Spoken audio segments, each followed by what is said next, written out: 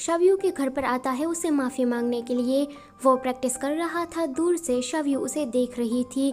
फिर वो उसके पास आ जाती है एंड कहती है कि तुम यहाँ क्या करने आए हो। शिनचैन कहता है कि खाना खाने के लिए, बट बाद में वो माफ़ी मांग लेता है कि उस दिन वो कुछ ज़्यादा ही गुस्सा हो गया था। शव्यू कहती है कि उस दिन तो मेरी भी थोड़ी गलती थी। फिर शिनचैन कहता है कि मैंने सुना है कि यंगे अब स्पोर्ट्स के कपड़े बना रहा है। शव्यू कहती है कि हाँ, पर तुम्हें कैसे पता चला। शिनचैन कहता है कि है मेरे अपने कनेक्शन। वो शव्यू से कहता है कि तुम्हारा प्रपोजल मुझे दिखाओ, शायद मैं कुछ तुम्हारी मदद कर सकूं। शव्यू जब दिखाती है तो शिनचैन डिज़ाइन के बारे में उसे कुछ आइडियाज़ देने लगता है। फिर लू यांजी के साथ शव्यू जब फिर से उस क्लाइंट से मिलने के लिए जाती है तो इस बार तो उस क्लाइंट को उसके आइडियाज़ बहुत ही ज़्यादा अच्छे लगते हैं एंड वो तो कोलैबोरेशन करने के लिए मान भी जाता है। ये लोग जब बाहर आ रहे थे तो शव्यू लू यांजी को बता देती है कि यह आइडिया उसका नहीं पर शिनचैन का था। लू यांजी को तो इससे कोई भी प्रॉब्लम नहीं थी क्योंकि लू यांजी ने तो पहले से ही शिनचैन को अपना भाई मान लिया था। शव्यू शिनचैन के पास जाती है और कहती है कि उन लोगों को हमारा ये प्रपोजल बहुत ही ज़्यादा अच्छा लगा है। अगर तुम इस काम में मेरी मदद करते हो तो यंगे झट से स्टेबल हो जाएगी और मैं तुम्हारे साथ जल्दी से जल्दी काम करने के लिए आ जाऊंगी। शिनचैन तो उसकी मदद करने के लिए मान जाता है। मुयांग जब घर आता है तो वो फैशन क्लब के बारे में बताने लगता है। वेंशी कहती है कि मुझे भी उस कंपटीशन में मॉडल बनकर जाना है, मैं घर में अकेले बैठकर बोर हो जाती हूँ। मुयांग कहता है कि ओके, मैं कुछ देखता हूँ। फिर लू यांजी एंड शव्यू दोनों ही अपना बिजनेस का आइडिया लेकर शिनचैन के पास जाते हैं तो वो तो चट से रिजेक्ट कर देता है, पर लू यांजी बार बार उसे इंसिस्ट कर रहा था। शव्यू तो बाहर चली जाती है कि इन दो भाइयों को अकेले ही बहस करने दो। थोड़ी देर के बाद ये दोनों ही भाई काम से रिलेटेड बातें करने लगते हैं, जहाँ पर शिनचैन को देखकर ऐसा लग रहा था कि वो अभी भी लू यांजी को अपना भाई मानने से थोड़ा अनकंफर्टेबल फील कर रहा है। सियांग को जब पता लगता है कि यंगे स्पोर्ट्स के कपड़े बना रही है तो वो उसी क्लाइंट से बात करने के लिए जाती है एंड यंगे को हटाकर अपनी कंपनी की बढ़ाई करने लगती है, जिसके कारण वो क्लाइंट लू यांजी के साथ अपने सारे कॉन्ट्रैक्ट को तोड़ लेता है एंड CNG कंपनी के साथ मिल जाता है।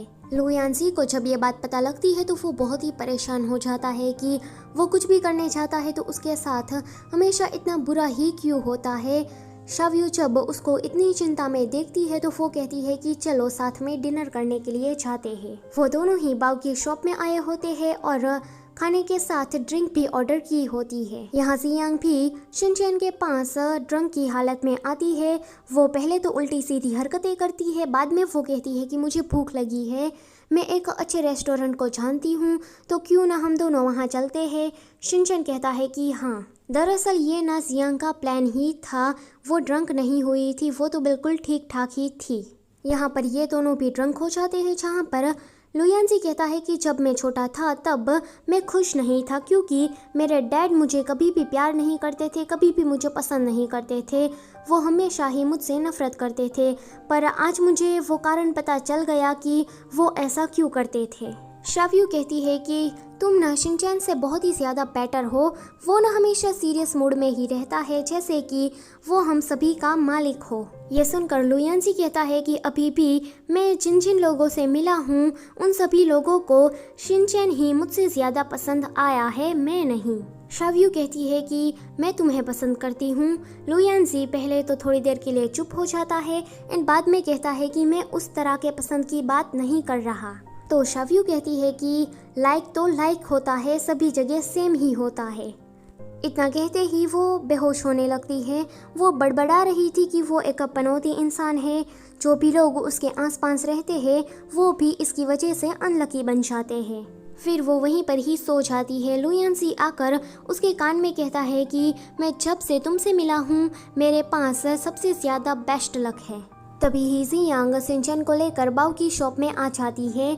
शिनचैन दूर से देखता है कि लू यांजी शव्यू के बाल को सहला रहा है एंड उसे कोट से कवर भी कर रहा है। वो तो गुस्से के मारे वहाँ से चला जाता है। सियांग का तो यही प्लान था क्योंकि उसे अपने सूत्रों से पता लग गया था कि ये दोनों यहाँ पर हैंग आउट कर रहे हैं, इसलिए वो जानबूझकर शिनचैन को यहाँ पर लाती है। अगले दिन रूरू ब्लाइंड डेट के लिए फिर से बाओ की शॉप में आ जाती है। बाओ को तो गुस्सा आ रहा था, वो उसे डांट देता है कि तुम हर वक्त मेरे ही रेस्टोरेंट को क्यों चूज़ करती हो, तुम यहाँ कुछ करती नहीं हो, बस खाली बैठती रहती हो और कुछ ऑर्डर भी नहीं करती हो, मुझे मेरा बिजनेस भी करना है। रूरू उसे कहती है कि मैं अपनी शादी की सेरेमनी तुम्हारे ही रेस्टोरेंट में रखूंगी, इस तरह से तुम्हें अच्छे खासे पैसे भी मिल जाएंगे। बाओ कहता है कि क्या फ़ायदा, मैं तुम्हारा दोस्त हूँ तो मुझे तुम्हें रेड एनवलप भी तो देना पड़ेगा। दूसरी तरफ वेंशी और मुयांग भी झगड़ रहे थे क्योंकि वेंशी का नाम कंपटीशन की मॉडल लिस्ट से निकल गया था। वेंशी तो झगड़ रही थी, वो मुयांग की पूरी बात को भी नहीं सुन रही थी। यहाँ रूरू तो अपनी डेट को बहुत ही ज़्यादा एंजॉय कर रही थी क्योंकि सामने वाला लड़का रूरू को बहुत ही हैंडसम लग रहा था। बाओ सिर्फ उसे ही देख रहा था एंड चल रहा था। उसका सर्वेंट आकर कहता है कि बॉस, आप उसी तरफ क्यों देख रहे हैं, क्या आप नहीं चाहते कि रूरू डेट करे? बाओ कहता है कि तुम्हें क्या कोई काम नहीं है? बाद में रूरू उसी लड़के के साथ बाहर चली जाती है। सर्वेंट आकर कहता है कि बॉस, क्या आप उन्हें देखकर खुश नहीं हैं? बाओ कहता है कि वो लड़का एक दिन किसी दूसरी लड़की के साथ मेरी ही शॉप में आया था, मुझे ना वो थरकी टाइप का कमीना लगता है। वो चिंता के मारे रूरू को कॉल करने लगता है। वो लड़का कहता है कि लगता है तुम बहुत ही ज़्यादा बिजी हो, मुझे लगता है कि मुझे यहाँ से जाना चाहिए। रूरू बाव का कॉल गुस्से से उठाती है। बाद में वो उसके रेस्टोरेंट में भी आकर हल्ला मचाने लगती है कि तुम क्या मुझे शांति से डेट भी नहीं करने दोगे? वो कितना हैंडसम था। इतना कहते ही वो वहाँ से चली जाती है। रूरू के जाने के बाद बाव कहता है कि मैं उससे ज़्यादा हैंडसम हूँ। रूरू जब बाहर जाती है तो वो उसी लड़के को दो और लड़कियों के साथ देखती है। उसे काफ़ी बुरा लगता है कि बाओ को तो उसने खामखा डांट दिया। रूरू परेशान थी कि वो इतनी बड़ी हो चुकी है बट अभी भी उसका कोई बॉयफ्रेंड नहीं है। तभी ही श्राव्यू वहाँ पर शिनचैन के साथ झगड़ा करके आती है। वेंशी भी गुस्सा थी मुयांग से तो वो भी श्राव्यू के ही घर पर आ जाती है, यानी कि फिर से 3 तिगड़ा टीम मिल जाती है एंड वो तीनों की तीनों इस बार परेशान थी। श्राव्यू अपने हाथों से खाना बनाकर शिनचैन के पास जाती है एंड उसे माफ़ी मांगने लगती है बट तभी ही वहाँ पर जियांग आ जाती है। जियांग यहाँ पर फैब्रिक के बारे में पूछने के लिए आई थी। शिनचैन तो उसके पास जाता है एंड ऐसे दिखाता है जैसे कि श्राव्यू की तो उसे कोई परवाह ही नहीं है एंड जियांग से ही बातें करने लगता है। श्राव्यू भी वहाँ से गुस्सा होकर चली जाती है। जैसे ही श्राव्यू जाती है शिनचैन फिर से श्राव्यू का बनाया हुआ खाना खाने लगता है। जियांग कहती है कि अच्छा तो तुम श्राव्यू को दिखाने के लिए ही ये सब कर रहे थे। फिर जियांग लुयांजी की कंपनी के साथ कोलैबोरेशन कर लेती है एंड कॉन्ट्रैक्ट वगैरह भी साइन कर लेती है। जब श्राव्यू को ये बात पता लगती है तो वो कहती है कि तुम ये सब कुछ जानबूझकर ही कर रही हो ना। श्राव्यू तो जल्दी से ये बात शिनचैन को बताने के लिए आती है। शिनचैन कहता है कि इसमें कोई नई बात नहीं है, जब भी कोई कंपनी घाटे में जाती है तो दूसरी ही कंपनी उसे संभाल लेती है, उसकी मदद करती है। श्राव्यू कहती है कि तुम तो बड़े ही खुश हो रहे होगे ना कि तुम्हारी सौतेली माँ की कंपनी अब डूबने जा रही है और जियांग भी तुम्हारी मदद कर रही है। शिनचैन कहता है कि मैं इतना भी चाइल्डिश नहीं हूँ। श्राव्यू कहती है कि जियांग ने मुझसे कहा था कि ये सब कुछ वो तुम्हारी ही वजह से कर रही है। शिनचैन कहता है कि तुम बच्चों जैसी हरकतें करना बंद कर दो और मेरा इसमें कोई भी हाथ नहीं है। श्राव्यू तो गुस्सा होकर वहाँ से चली जाती है। इन तीनों लड़कियों का मूड ठीक नहीं था, इसलिए वो लोग हैंगआउट करने के लिए बाहर जाते हैं, जहाँ पर श्राव्यू देखती है कि शिनचैन अभी जियांग से बातें कर रहा है। उसको तो ज़रा सा भी अच्छा नहीं लगता। वैसे जियांग एंड शिनचैन डिज़ाइन के बारे में बातें कर रहे थे। जियांग फिर वहाँ से चली जाती है तो श्राव्यू उसके पास जाने लगती है। श्राव्यू उससे पूछती है कि तुम यहाँ करने क्या आए थे ऐसी जगह पर। शिनचैन कहता है कि उसको मेरी मदद की ज़रूरत थी, इसलिए उसने मुझे यहाँ पर बुलाया। श्राव्यू कहती है कि तो ऐसी जगह पर मिलने के लिए बुलाया, ये जगह डेट करने के लिए है। शिनचैन कहता है कि श्राव्यू सीन क्रिएट मत करो। श्राव्यू कहती है कि तुम्हें पता है ना कि मैं ये सब कुछ क्यों कर रही हूँ। शिनचैन कहता है कि हाँ मुझे पता है, क्योंकि तुम मुझे पसंद करती हो। श्राव्यू कहती है कि नहीं, मैं तुमसे नफरत करती हूँ। वो जाने लगती है तो शिनचैन उसे रोक लेता है एंड उसे गले लगा लेता है। तभी ही वेंशी को यहाँ पर मुयांग का कॉल आता है कि फैशन क्लब में तुम सिलेक्ट हो चुकी हो। ये सुनकर तो वेंशी फिर से घर जाने लगती है। बेचारी रूरू यहाँ पर अकेली रह जाती है। रूरू भी ये दुनिया, ये महफिल मेरे किसी काम की नहीं, ऐसा गाते हुए वहाँ से चली जाती है। शिनचैन कहता है कि एक ऐसी कंपनी है जो कि यांगे से कोलैबोरेशन करना चाहती है, तुम चाहो तो मैं कुछ कर सकता हूँ।